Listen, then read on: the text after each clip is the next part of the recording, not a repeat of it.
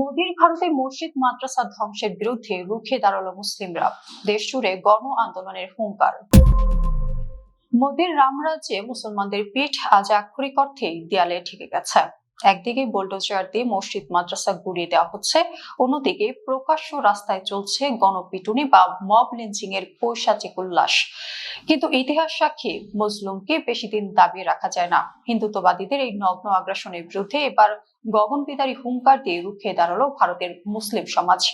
All India Muslim personal ল board এবার আর কোনো নীরবতা নয়, সরাসরি মোদী সরকারের হিন্দুত্ববাদী দম্ভ চূর্ণ করতে পুরো ভারত জুড়ে এক তীব্র ও সর্বাত্মক গণ আন্দোলনের ডাক দিয়েছে। আর এই ঘোষণায় আজ থরথর করে কাঁপছে দিল্লির সাউথ ব্লক। 22 জুন সোমবার বোর্ডের কার্যনির্বাহী কমিটির এক রুদ্ধশ্বাস বৈঠক শেষে এই ঐতিহাসিক ও কড়া আলটিমেটাম দেওয়া হয়।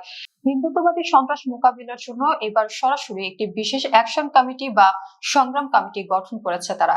বোর্ডের মুখপাত্র ডক্টর SQR ইলিয়াস সাংবাদিকদের সামনে ক্ষোভ উগরে দিয়ে বলেন, বিজেপি শাসিত রাজ্যগুলোতে মুসলিমদের ঘরবাড়ি, এলাকা, মসজিদ এবং মাদ্রাসা লক্ষ্য করে চালানো উচ্ছেদ অভিযান বা বুলডোজার সন্ত্রাস আজ চরম ও চূড়ান্ত পর্যায়ে পৌঁছেছে। মুসলিমদের জীবন, সম্পত্তির সম্মান এবং ধর্মীয় বিশ্বাস আজ সরাসরি হিন্দুত্ববাদীদের টার্গেট কিলিং এর শিকার।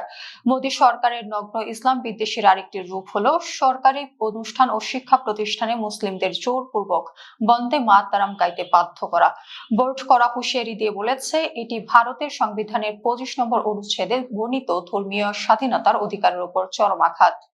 সরকারটি বাধ্যতামূলক করার চেষ্টা করলে সরাসরি আদালতের দ্বারস্থ হবে বোর্ড। পাশাপাশি উত্তরাখণ্ড ও গুজরাটের পর আসাম, মধ্যপ্রদেশ ও মহারাষ্ট্রেও যেভাবে মুসলমানদের ধর্মীয় অধিকার কেড়ে নিতে ইউনিফর্ম সিভিল কোড বা অভিন্ন দেওয়ানি বিধি কার্যকরের পায়তারা চলছে, তার বিরুদ্ধেও আইনি লড়াই চালিয়ে যাওয়ার বজ্রকণ্ঠ শপথ নিয়েছে সংগঠনটি। হিন্দুত্ববাদীদের ইশারায় আদালত কিভাবে ইতিহাস চুরি করছে তা নিয়ে চরম উদ্বেগ প্রকাশ করেছে বোর্ড। মধ্যপ্রদেশে ঐতিহাসিক কামাল মাওলা মসজিদ নিয়ে হাইকোর্টের সাম্প্রতিক রায়কে তারা 1991 সালে ধর্মীয় উপাসনালয়ের আইনের সরাসরি পরিপন্থী বলে আখ্যা দিয়েছে। ব্রিটিশ আমলের অকাট্য নথিকে ডাস্টবিনে ছুঁড়ে ফেলে এই রায় দেওয়া হয়েছে। সবচেয়ে লজ্জার বিষয় হলো ভারতের তথাকথিত ধর্মনিরপেক্ষ রাজনৈতিক দলগুলো। ডক্টর ইলিয়াস চরম ক্ষোভের সাথে জানান, মুসলমানদের এই চরম অস্তিত্ব সংকটে কংগ্রেসের মতো দলগুলো আজ মুখে কুলু পেটেছে। রাজনৈতিক দলগুলোর এই নীরব দালালি প্রমাণ করে ভারতে মুসলিমদের অধিকার রক্ষার লড়াইয়ে তারা আজ সম্পূর্ণ একা। ভারতের মুসলিম জনগোষ্ঠীর ওপর চলা এই রাষ্ট্রীয় সন্ত্রাস বিশ্ববাসীর সামনে তুলে ধরতে শিগগিরই একটি বিস্তারিত শ্বেতপত্র প্রকাশ করার ঘোষণা দিয়েছে বোর্ড। আজ বিশ্ববাসী পরিষ্কার দেখছে যে ভারত পৃথিবীর বৃহত্তম গণতন্ত্রের দাবি করে, সেখানে আজ বুলডোজার দিয়ে একটি নির্দিষ্ট ধর্মের মানুষের অস্তিত্ব গুঁড়িয়ে দেওয়ার উৎসব চলছে।